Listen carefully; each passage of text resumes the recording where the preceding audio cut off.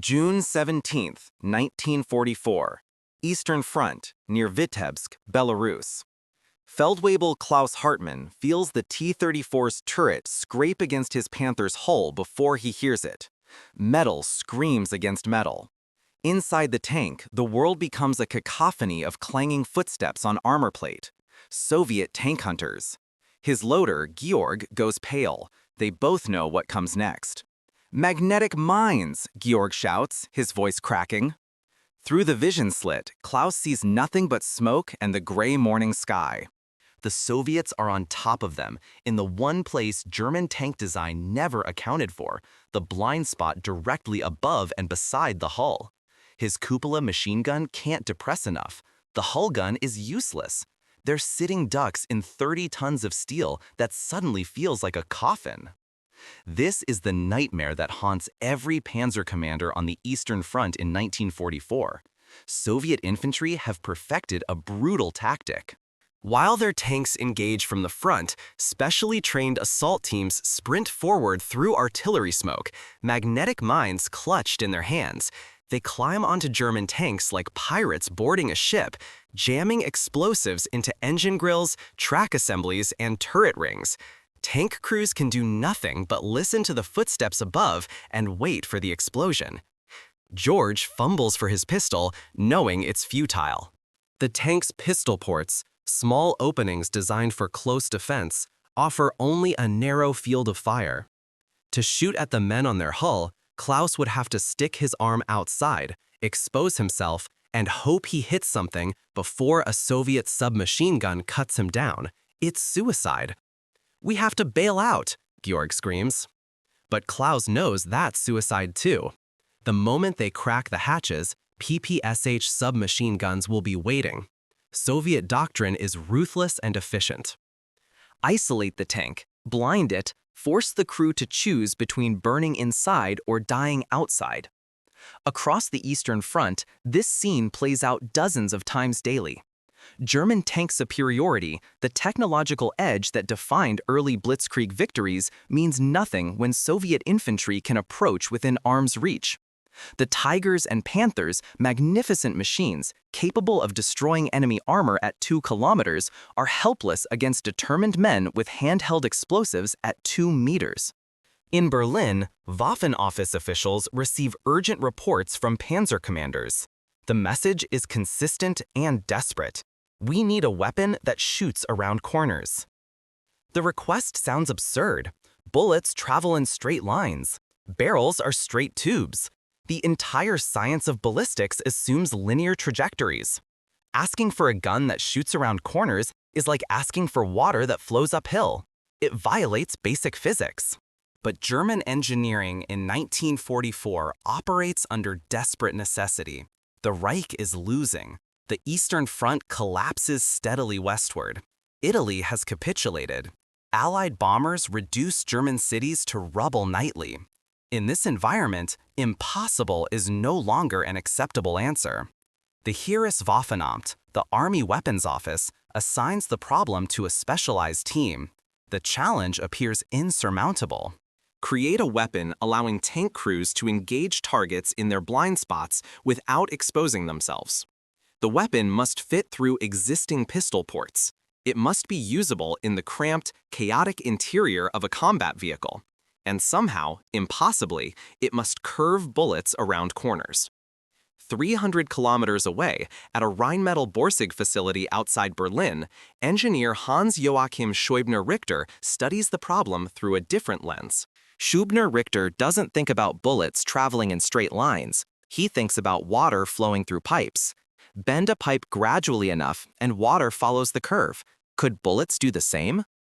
The concept violates conventional weapon design. Rifling inside gun barrels imparts spin, stabilizing bullets in flight. But what happens when you force a spinning projectile through a curved barrel? Will it tumble, shatter, explode inside the barrel? Every calculation suggests the Krummlauf, the curved barrel, should fail catastrophically. Scheubner-Richter builds the first prototype anyway, because on the Eastern Front, German tank crews are dying in their blind spots, and impossible solutions are better than no solutions at all.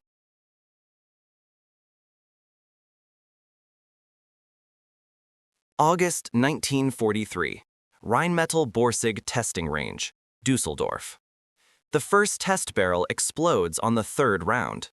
Fragments of steel spray across the proving ground, embedding in sandbags 30 meters away. Scheubner-Richter doesn't flinch. He expected this. The real surprise is that it fired twice before failing. The barrel pressure is too extreme, his assistant, Werner Kopp, says, examining the twisted metal. The bullet loses velocity in the curve, creates back pressure, and I know what happens, Scheubner-Richter interrupts, already sketching modifications. We need to reduce the angle, not 90 degrees, start with 30. The fundamental problem is brutally simple. When a bullet traveling 700 meters per second hits a curve, physics demands a price. The projectile scrapes against the barrel's inner curve, creating friction that generates enormous heat and pressure. The bullet's copper jacket strips away. The lead core deforms.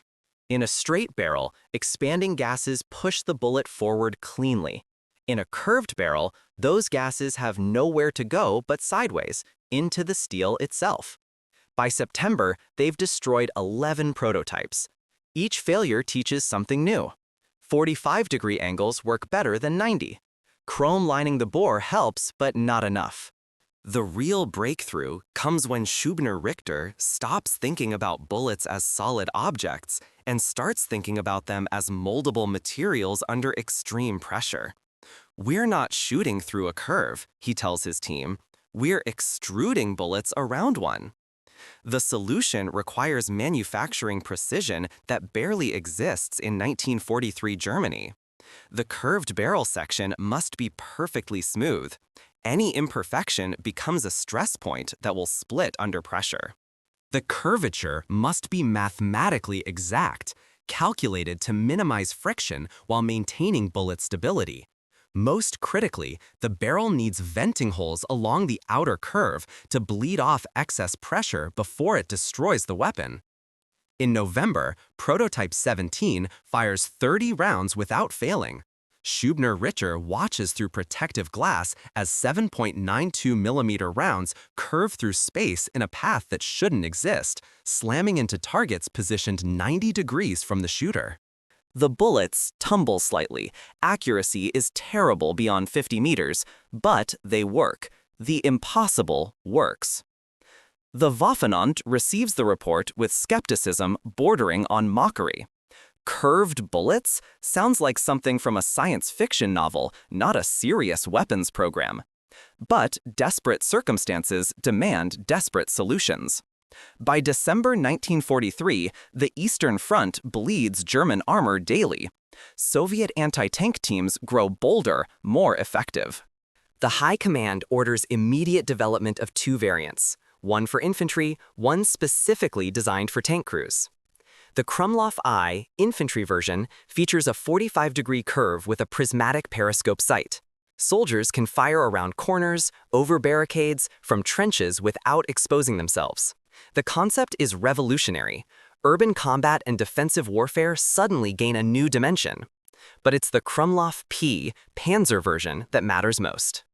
This variant attaches to the STG-44 assault rifle and fits through tank pistol ports.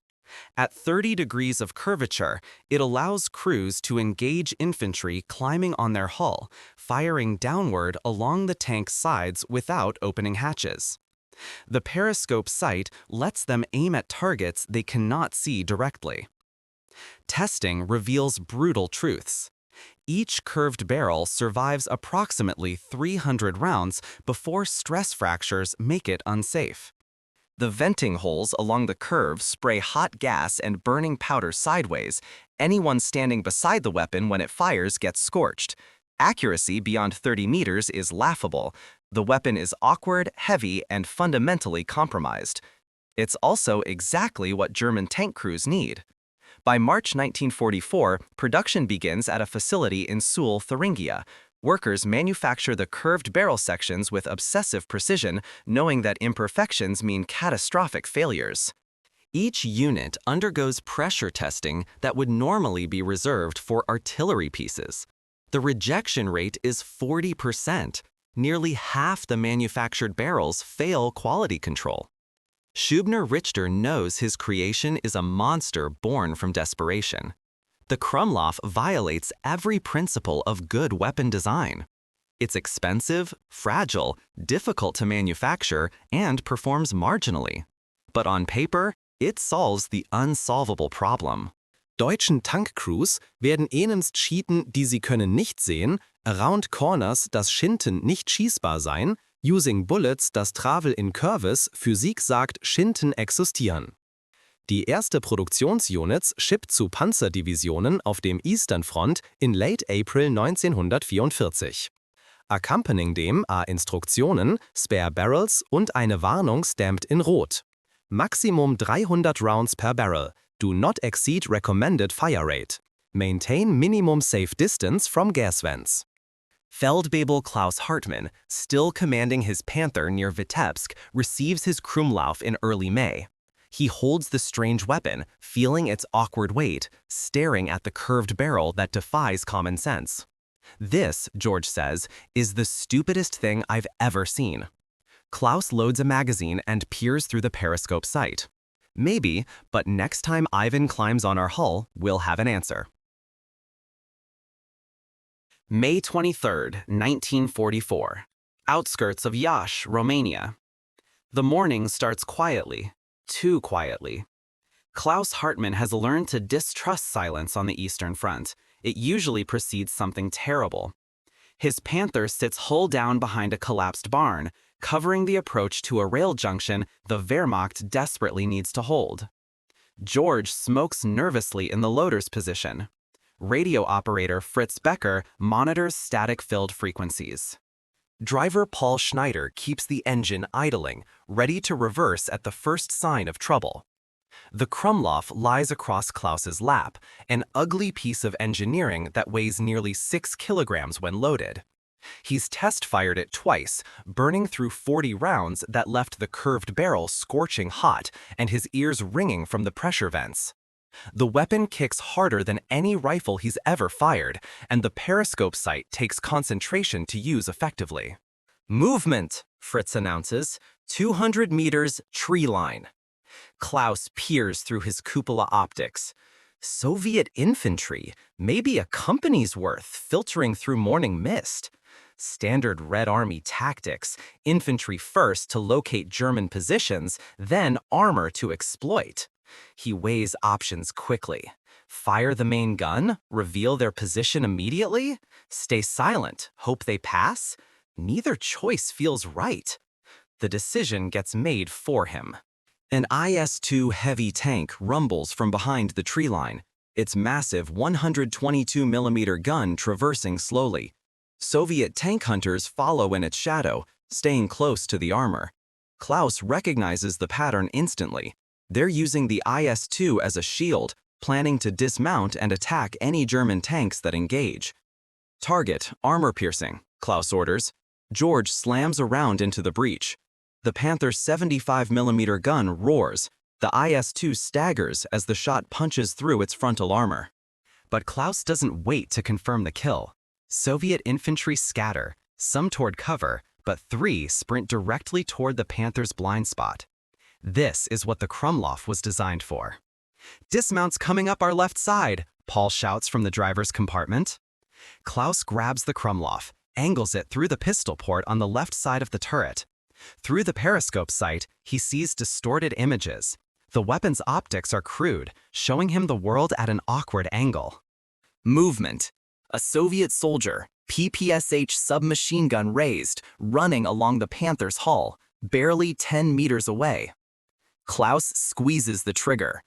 The Krummlauf bucks violently in his hands. Hot gas blasts from the venting holes, scorching his forearm even through his uniform. The noise inside the turret is catastrophic. The pressure vents turn the confined space into a resonating chamber.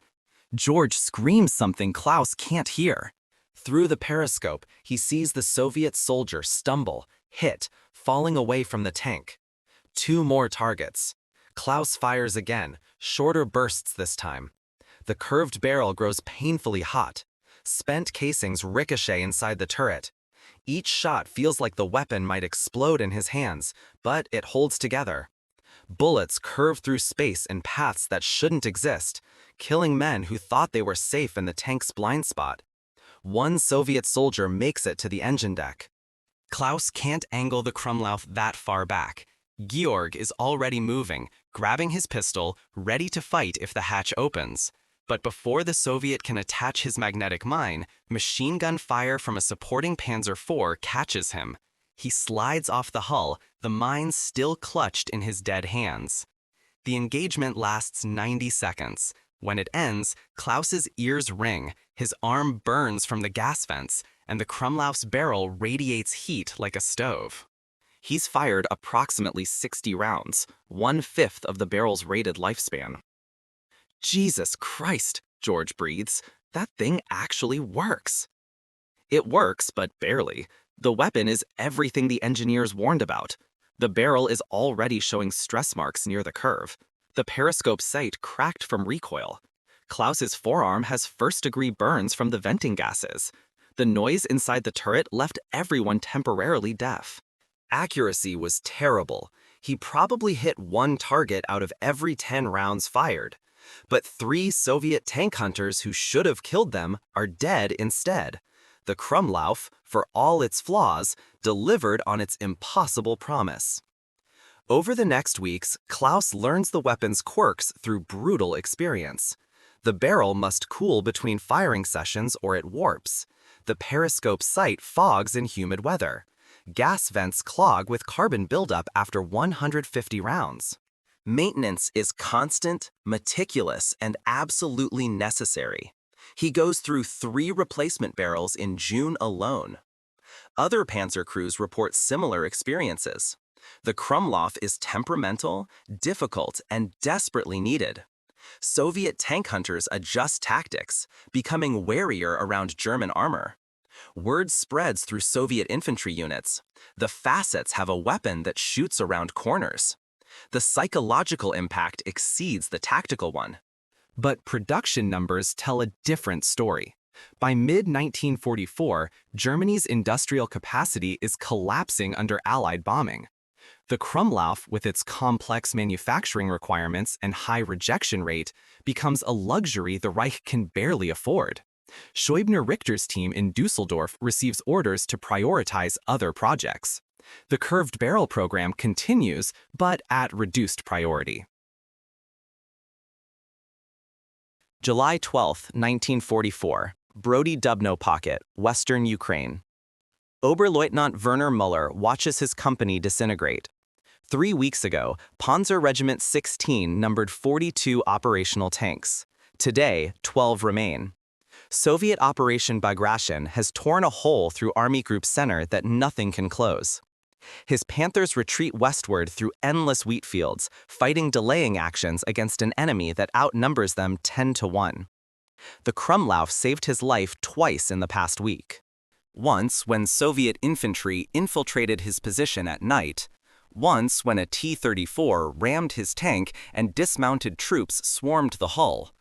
Both times, the curved barrel allowed him to engage targets in blind spots that would have otherwise killed him. Both times, the weapon nearly shook itself apart from the stress. But survival feels increasingly irrelevant. The Eastern Front is collapsing. Budapest will fall. Warsaw will fall. The question isn't whether Germany will lose, but how many more will die before it does. Werner's current Krummlauf barrel is on its second replacement. The first lasted 280 rounds before stress fractures made it unsafe. The second is already showing wear at 190 rounds. Replacement barrels arrive irregularly now. Supply lines are chaos. Logistics officers prioritize ammunition and fuel over specialized equipment. When this barrel fails, he might not get another. The weapon's tactical value diminishes as strategic reality worsens.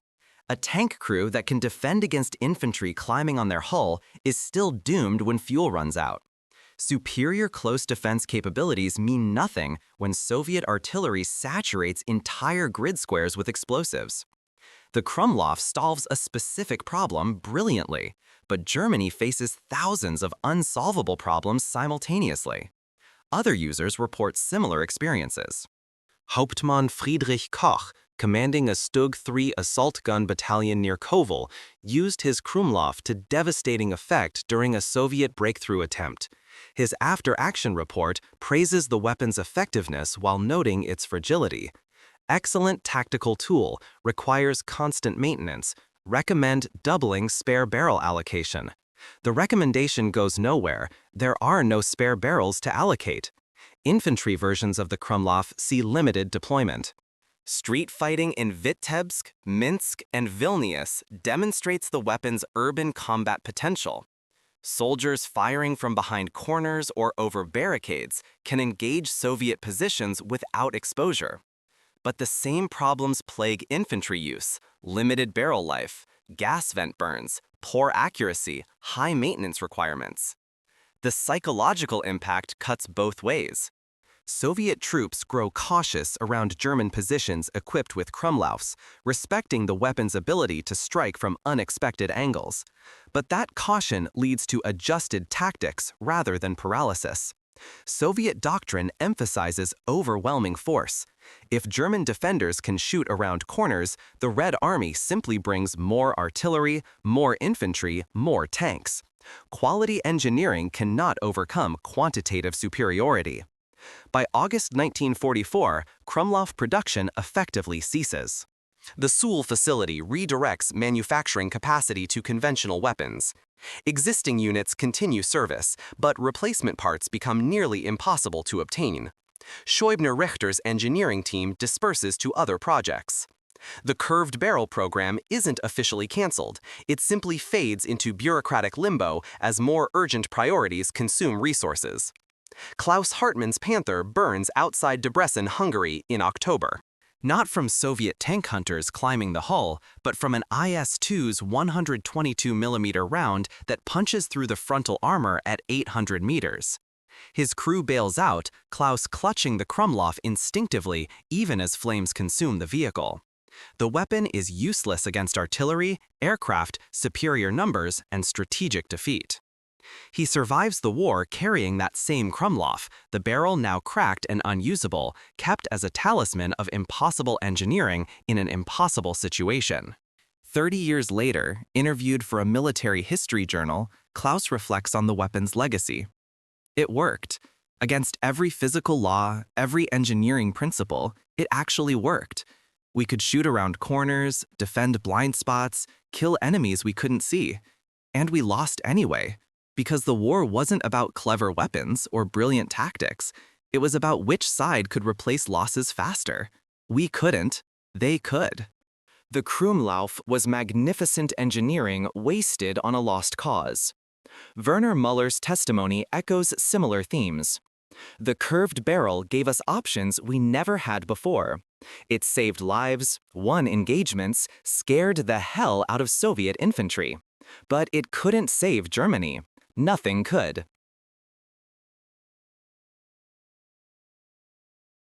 May 15, 1945. Aberdeen Proving Ground, Maryland.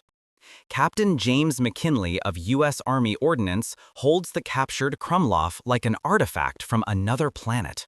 The curved barrel feels wrong in his hands. Every instinct developed through years of weapons training rejects its existence. Barrels should be straight.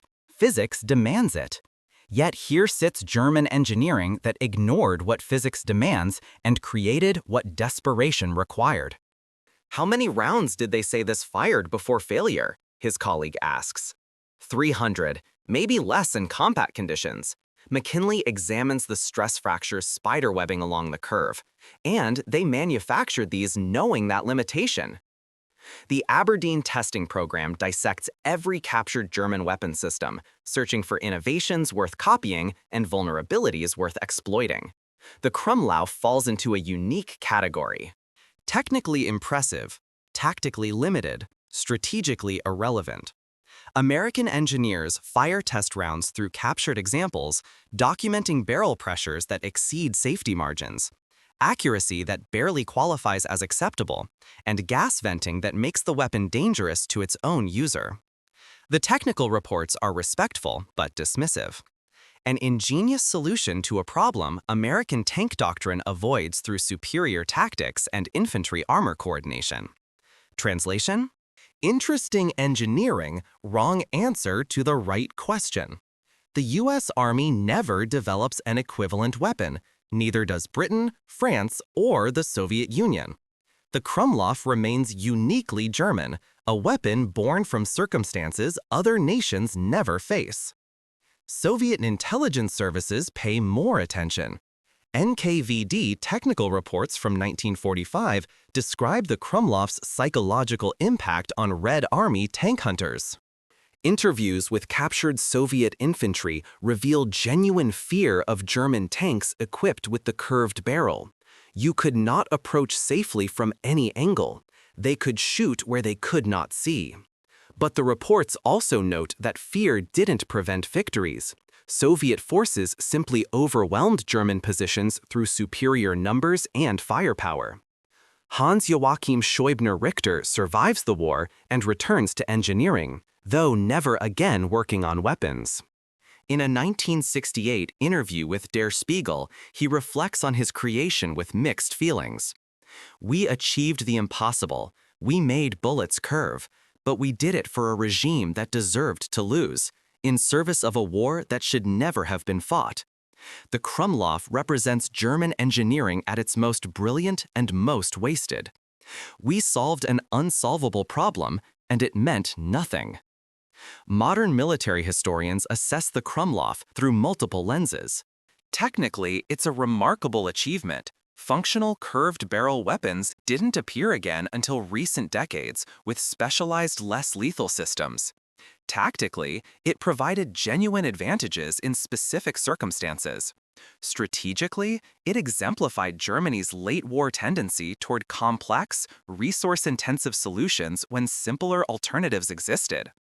The weapon appears in museums now, displayed beside Tiger tanks and V-2 rockets as examples of German technological innovation. Tour guides explain how it worked, visitors marvel at the engineering, and the broader context fades. The Krummlauf becomes a curiosity, a footnote, a did-you-know fact for World War II enthusiasts. But for the men who used it, the weapon represents something more complex. Klaus Hartmann kept his damaged Krummlauf barrel until his death in 1989, displayed in his study alongside photographs of his crew. His son donated it to a military museum in Stuttgart, where it sits behind glass with a placard reading, "Krummlauf Curved Barrel Attachment, STG-44. Effective range, 30 meters. Service life, 300 rounds. Exemplifies German late-war innovation and desperation." The technical specifications tell part of the story. The human cost tells the rest. Engineers worked themselves to exhaustion, developing a weapon for tank crews already doomed by strategic defeat. Manufacturers produced barrels they knew would fail, because partial solutions beat no solutions. Soldiers used weapons that burned their arms and shattered their hearing, because the alternative was death in blind spots. The Krummlauf worked. Against physics, against common sense, against every principle of good weapon design, it actually worked. German tank crews could defend angles previously indefensible. Infantry could engage targets around corners. The impossible became possible through metallurgy, mathematics, and desperate necessity. And it changed nothing. Germany still lost. The Eastern Front still collapsed. Soviet forces still reached Berlin. The curved barrel that defied physics couldn't defy history. In the end, the Krummlauf stands as a monument to a peculiar type of tragedy. Brilliant engineering applied to a hopeless cause. Genius wasted on barbarism. Innovation that arrived too late to matter. It remains one of World War II's strangest weapons, not because it failed, but because it succeeded at solving a problem that success alone couldn't fix. The curved barrel sits in museums now, silent testimony to what engineering can achieve when desperation demands the impossible, and what such achievements mean when victory is already lost.